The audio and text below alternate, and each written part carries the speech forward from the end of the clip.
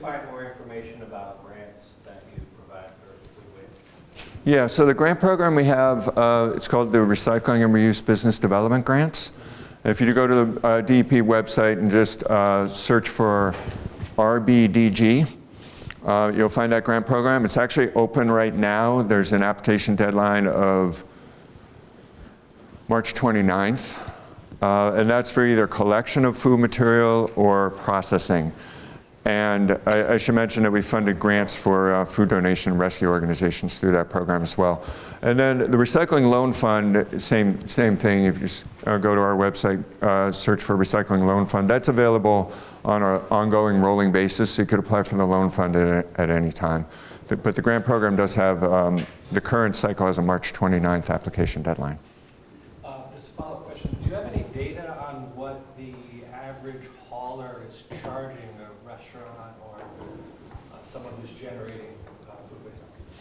I do not have specific data on that. I can tell you the general dynamic, and Heather probably has some more specific examples, but I mean, I think the first thing is it varies, but the general dynamic typically is that tip fees for food waste are typically lower than tip fees for trash on a per ton basis. So that's the fee that the receiving facility is charging for the material, but there's obviously an added collection cost because you're getting a new collection service where you didn't have it before.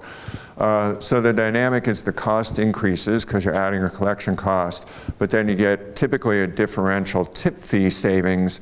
So the more you divert from disposal, the more that kind of balances out, and the avoided tip fee savings rate rise larger eventually than the added collection cost.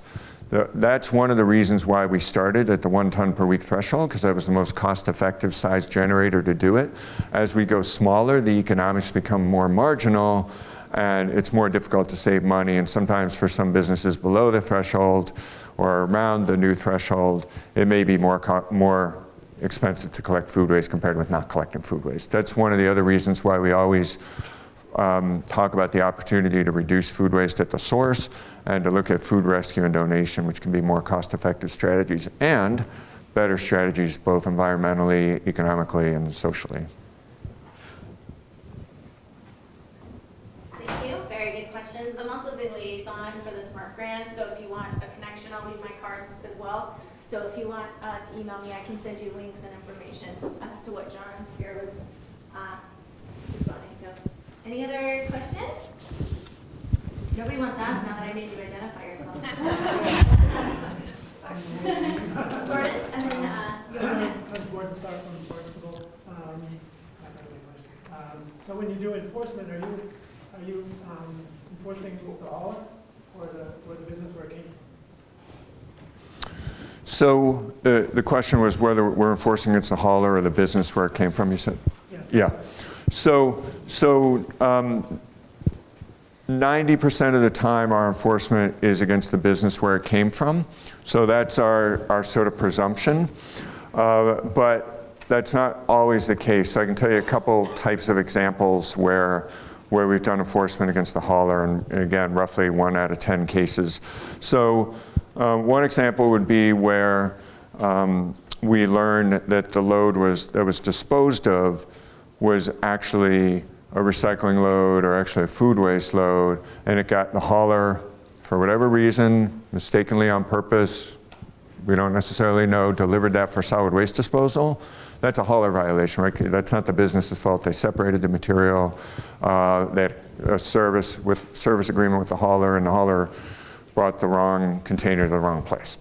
Another example that we've seen is a hauler will go out on a, say they go out on a recycling route on Tuesday, and they don't fill their truck, and they bring it back to their yard Tuesday night. Then they take that trash, or they take that truck and run it out on a trash route on Wednesday. They got a truck that's half recycling, half trash, and they deliver it for disposal because they're like, well, this is a trash route. So that's a hauler violation. So those are a couple of the examples where and it does happen.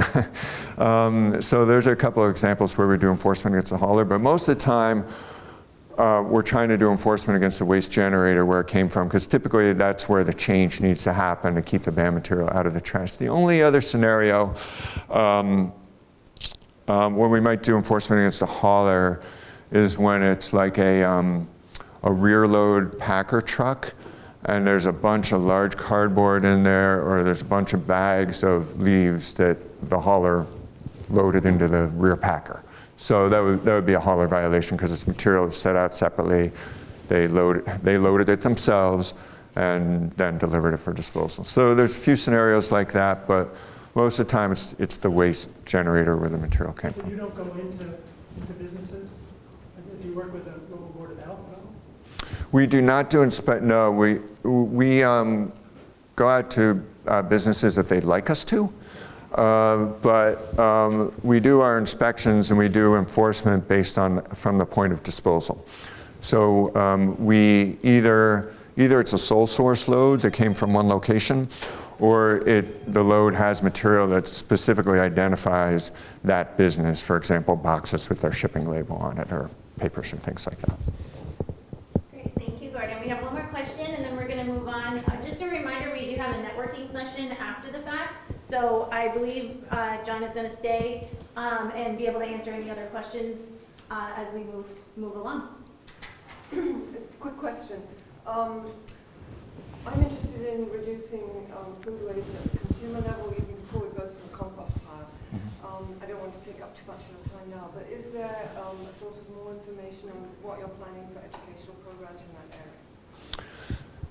Yeah, so we don't have our own specific education program at this point, but there are a lot of good educational resources out there already. The EPA has their Too Good to Waste program, the NRDC Save the Food program. Those have great resources. We've worked with the Harvard Food Law Policy Clinic that does some good work around reducing food waste at the source. So there's a lot of great resources out there already about just shining a light on it, and then identifying strategies for what you can communicate to residents and individuals about strategies to reduce their food waste. Great, thank you so much, John. Again,